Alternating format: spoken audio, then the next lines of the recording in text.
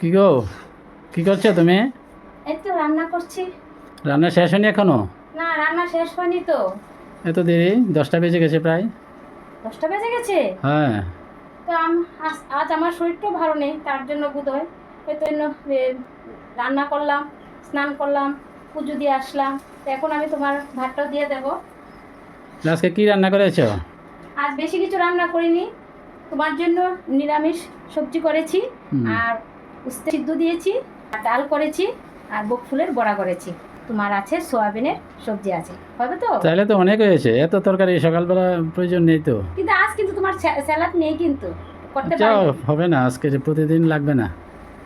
আমাকে এখন বাদ দিয়ে দাও তাইলে, রান্না যেহেতু হয়েছে। না, আর একটু বাকি আছে তোমার? না না, হয়ে গেছে, তুমি এখন বসতে পারো। তাইলে আস্তে আস্তে আমাকে দিয়ে দাও ভাত। ঠিক আছে। প্রায় 10টা বেজে গেছে, আমার স্কুলে যেতে হবে তো। আচ্ছা ঠিক আছে, তুমি বসে যাও, তো রান্নাটা দিয়ে তোমার শরীর ভালো না, এত কিছু আয়োজন করেছো, তাহলে তোমাকে তো অনেক অনেক ধন্যবাদ দিতে হয়। ধন্যবাদ কিসে? আমরা খাবো না, তোমার জন্য তো করতে হবে। আচ্ছা, আমরা যাকে, তুমি তো স্কুলে যাবে। কয়েকটা আইটেম করেছো এই শরীর খারাপের মধ্য দিয়ে, এত কিছু তো প্রয়োজন ছিল না।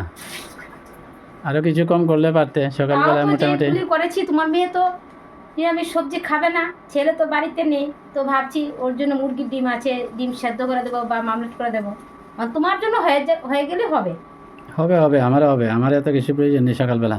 আচ্ছা ঠিক আছে, তাহলে তুমি বসে যাও। হ্যাঁ ঠিক আছে। সবগুলি তো দিয়েছি, তো এখন খাবারটা শুরু করে দাও।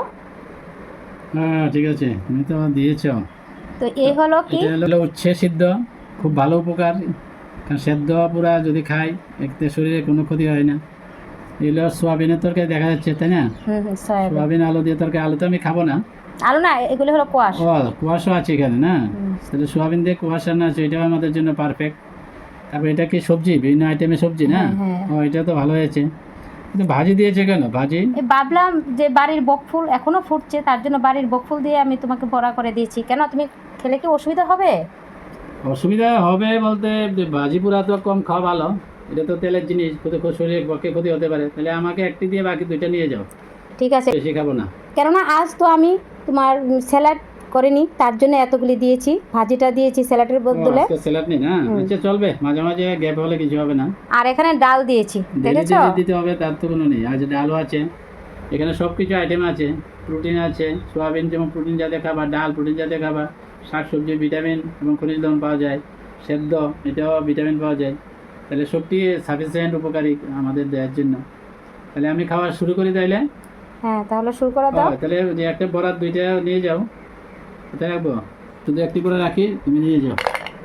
ভাজি খাওয়াটা তো ভালো না। তাহলে তুমি খাবে না বড়া? না না, বেশি ভাজি খাওয়াটা ভালো না। ঠিক আছে, না সবার বড়া জন্য ভাজি তেলের জিনিস খাওয়াটা খুব খারাপ, দেহের জন্য খুব ক্ষতিকর। না, আমি কিন্তু রান্না করেছি একদম কম তেল দিয়ে। তোমাকে সেদ্ধ তো দিয়েছি, উচ্ছে সেদ্ধ দিয়েছি না? এটা তো ভালো।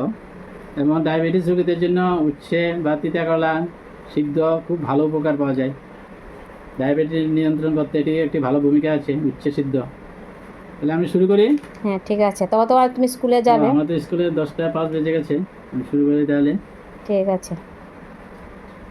তো বন্ধুরা, আজ সকালে আমি আমার বরকে যে সবজিগুলি রান্না করলাম, সেই ভিডিওটা আপনাদের কাছে কেমন লাগলো তা কিন্তু অবশ্যই কমেন্টের মাধ্যমে জানাবেন। ভালো লাগলে লাইক শেয়ার করবেন। আর হ্যাঁ, আমার এই ছোট্ট চ্যানেলটাকে সাবস্ক্রাইব করতে আপনারা ভুলবেন না। আপনারা সবাই ভালো থাকবেন, সুস্থ থাকবেন।